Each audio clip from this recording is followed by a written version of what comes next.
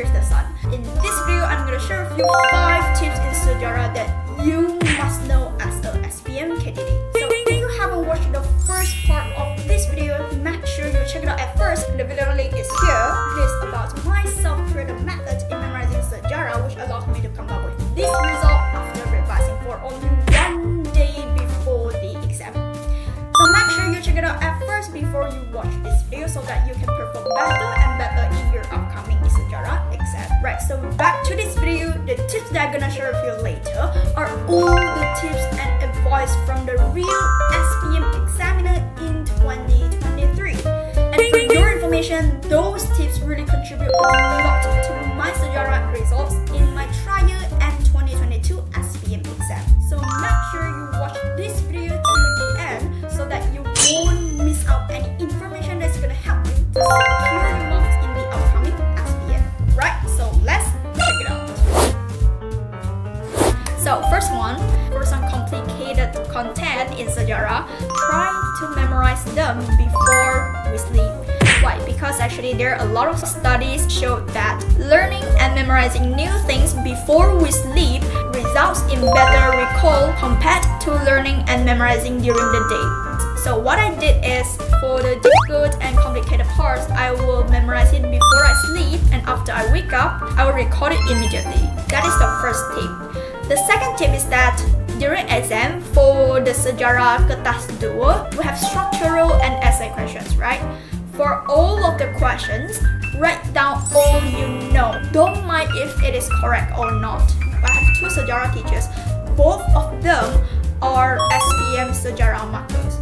And they always give same advice to me, which is sejarah, if there's a wrong answer, your marks won't be deducted. It is in sejarah. Because teachers will read word by word to find for the correct points to be given marks. For example, if you're hesitating, think you're not sure what you memorized is correct or not, just write it down. Write everything in your mind down. Throw out everything. Don't mind if it is correct or not, because teacher will help you to find out the correct one. So far the format is like this. And also, my teacher also advised us that if you suddenly realize that you wrote down a wrong answer, don't cancel your answer. Jangan potong jawaban. Just leave it there, okay? And then write down the correct one below. Because sometimes maybe in your wrong answer, there will be points that could be given marks. We can't sure of that. So you just leave it there.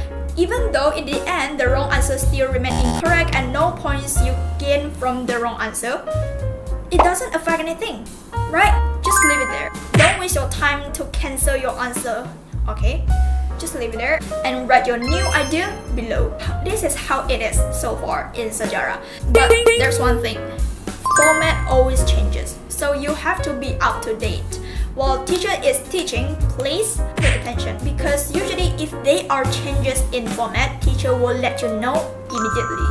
So can you do me a favor, which is, if there are changes in format, help me to share the changes and the new format to your friends by leaving your comment below.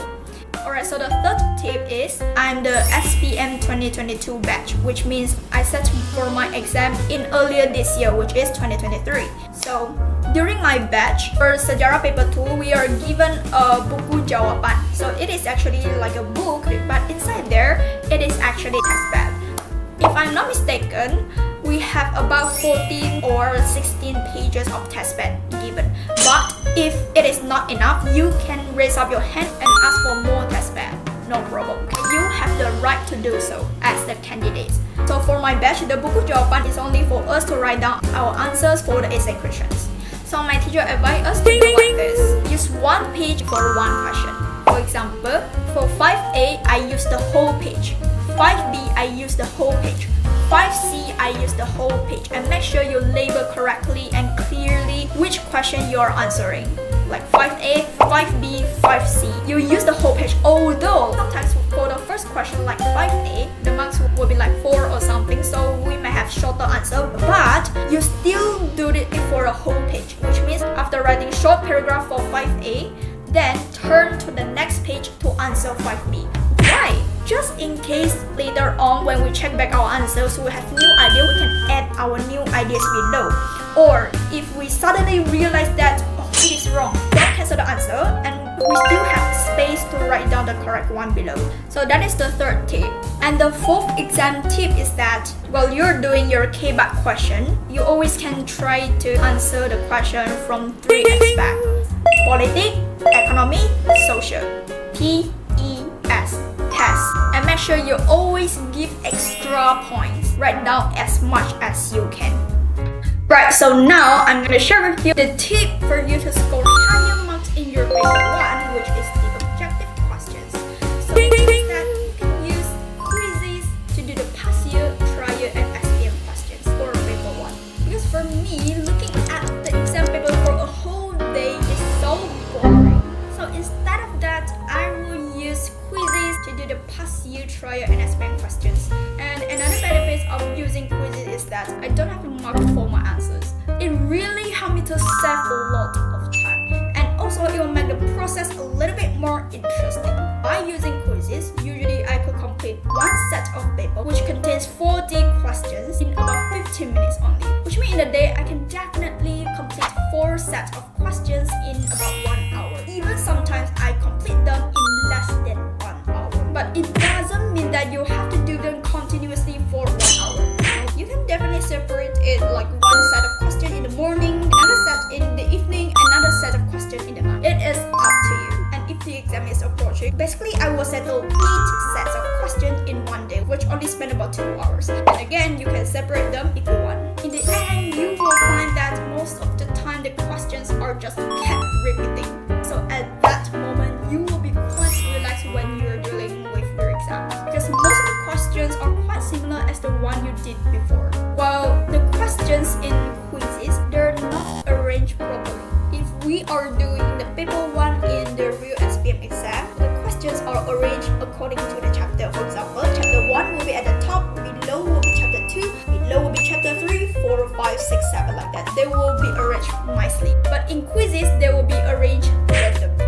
So that will be the cons of using quizzes. But for me, I will still use quizzes to do the practice because it will give me more motivation to do the past year questions. But of course, it is up to you. You can decide whether you want to do the past year questions on the real papers or on quizzes. If you want to do it on the real papers, I would suggest you to join this Telegram channel. And all of the past year trial questions are all available in this channel. So I will leave the link of this Telegram channel in the description box below.